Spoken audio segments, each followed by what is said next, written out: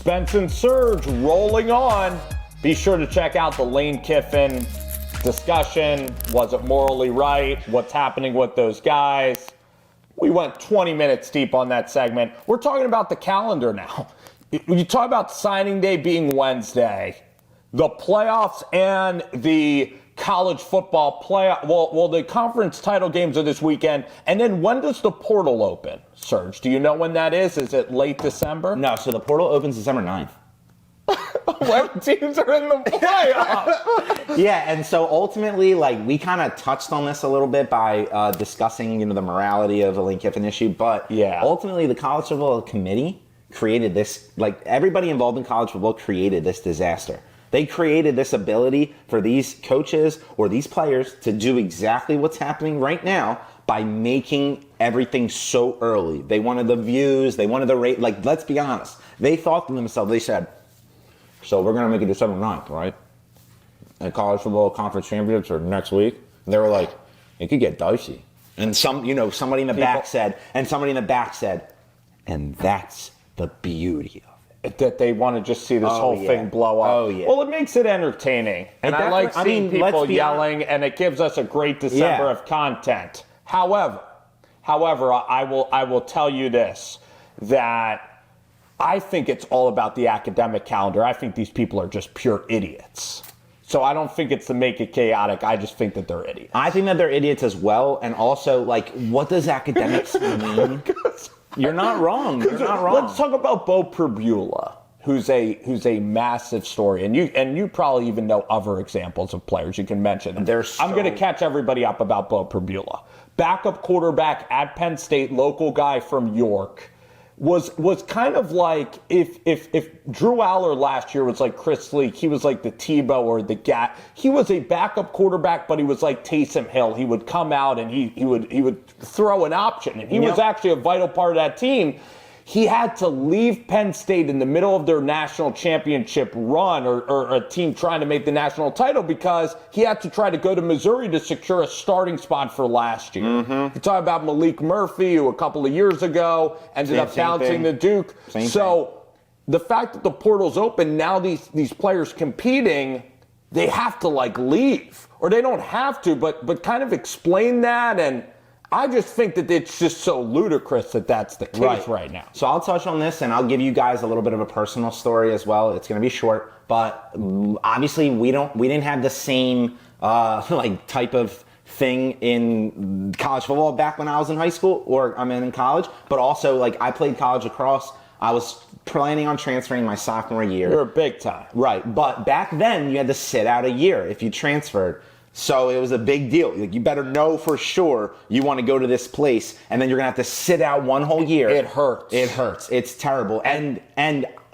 we just touched on the academic calendar thing. I was taking 19 credits a semester, pre-med, and I'm thinking that's a lot. Right, that's a lot. And I'm thinking to myself, I'm juggling sports. I have to create a social life on top of the fact that I'm also trying to be pre-med. If I'm going to sit out a year, what does that do to my calendar for when I can take certain classes, and now my expected graduation date, and then what transfers over? The one positive is it did get kids to stay at the schools. Oh yeah, because you don't want to sit out the year. Example, I was thinking about transferring, had a coach on the staff of this other team. We were talking, but you weren't allowed to talk technically. But how do you even know what options are available to you when you aren't allowed to contact the coaches? What would have been a great rule is maybe one transfer, or if you got your bachelor's at the time. Right, but we're not here. We're not here to make the rules. Relitigate or go back to the past. But I'll let you know my personal experience. So I committed to this coach.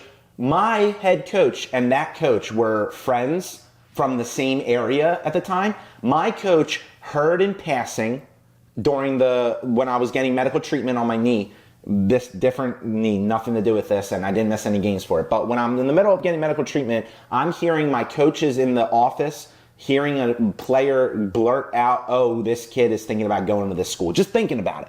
Doesn't mean it's even possibility. Doesn't mean anything. First of all, if you knew anything about my coach or whatever, there was a lot of guys that did the same thing that I did. Okay? they took the year off. They did it. So, like, it's not like this coach would have not expected this to happen. It was turmoil going on around the team. So when it was happening and I was thinking about doing it, he heard about it, but because he knew the coach and he knew that I knew the coach and everything like that, he thought that I could just make a comment to the coach and I'll nip it right in the bud. Due to how hands-off everybody was supposed to be, he mentioned something to the coach. That coach politely commented to me and said, unfortunately, we are not allowed to continue conversations with this. Let me know when you get a release from your school. Did you like this coach? The coach that I had or the coach that I was going to? Both. I liked the coach that I was going to because I had already been coaching with him in high school. He had already been my coach in high school. So you know what?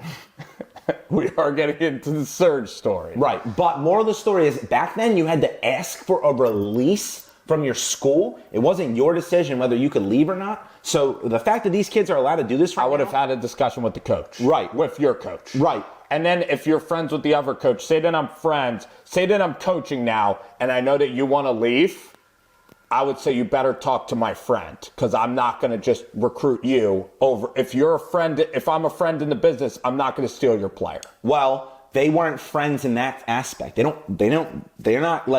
They're not guys that like each other. I still don't like that. I still want the other coach knowing about it. Maybe I'd finish last. I'm too nice. I wouldn't poach at all. But I understand, but just know from like a player's perspective, you got to know for sure you're going to be given a shot somewhere before you can take that big of a jump where you're ruining your academic career. You're ruining your friendships because you're now transferring. You got to move all your shit out of your dorm. You got to go into a different dorm. You got to make new friends, all this stuff. Like, it is such a big jump back then for the kids. It was all on the kids. It was all on me. So when that option got taken out of me, it was either sulk, sit there and like disagree with the coach, or put my eggs now in this same basket that I already had. So you wrote the letter that you're going to think about transferring, or that you're transferring? No, all I did was I talked to a friend of mine and I told him, I was like, hey, look at this. Wrong for me for showing him a conversation with another coach. And I said, I might have an opportunity to play somewhere else if things keep going the way that they're going here.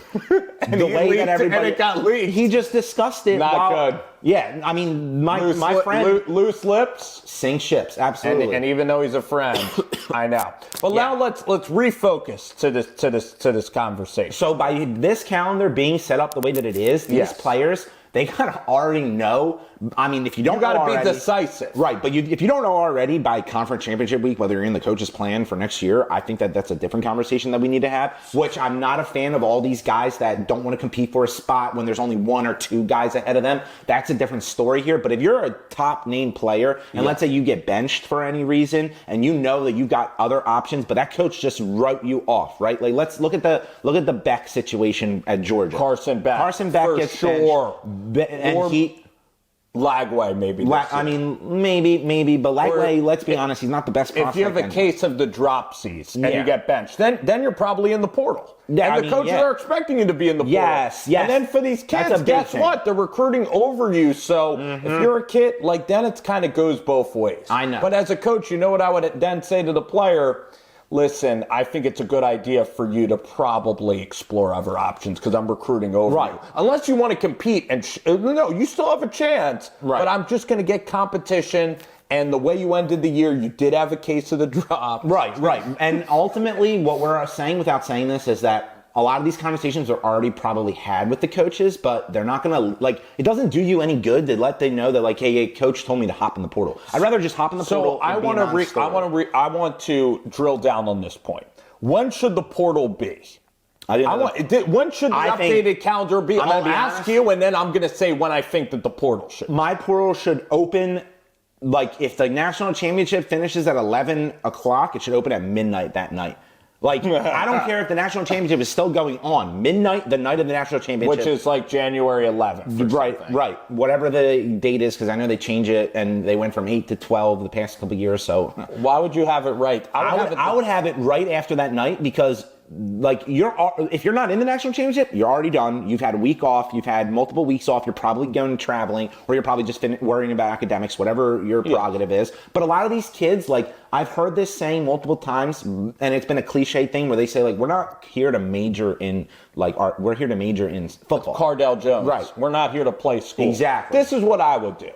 I would have it, the national championship, I think, needs to be moved to, like, January 1st. I think that it should be a New Year's Day thing as I think well. it should be a New Year's Day at the Rose Bowl. Football. Listen, if you have to start it a week earlier in August, college football, like when high school starts, you might have to do Why don't they just make... As weird as it sounds to do it. I think that they should make some of these bowl games, just make them college football games and just not have, like, you know how they shuffle, like, the multiple, like, the Rose Bowl, the whatever? I would just put it in December, some of the random bowl games, and I would have the transfer portal January. I would have it, like, 5 days after, not the night after, but I would have it after, a couple of days. It would just have to be sometime after the national championship. So the portal's after. We can agree on. National Signing Day, I'm trying to think, you could still...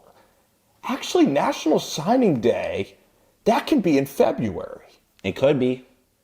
So then the coaches and everybody, and you can make it illegal for coaches. By the way, you can make it illegal for coaches to sign until after the regular season ends. Because now that you have coaches leaving, maybe you can have a dead period where coaches cannot be signed until after the national championship. But that would also, so for Lane Kiffin, he could sign with LSU. Yeah, but that would only be if you were to move all the national signing days and everything like that. But the problem with that February. Yeah, but move everything back. That's my solution. But my only devil's advocate with that is as I had a friend that did this as well, is the early admissions process. Like if you're on campus in the spring, those guys that they got to get ready in January. Yeah, they got to be already. I think January. Yeah, I think January as well. I think that they move everything and up. And you got to move the calendar back in the summer. Yeah. No, into mid-August. Yeah, I'll say this. Booger McFarland. Let's play off. Booger McFarland. He had a really good segment about, they said, how many rounds of golf should a coach be playing in a year?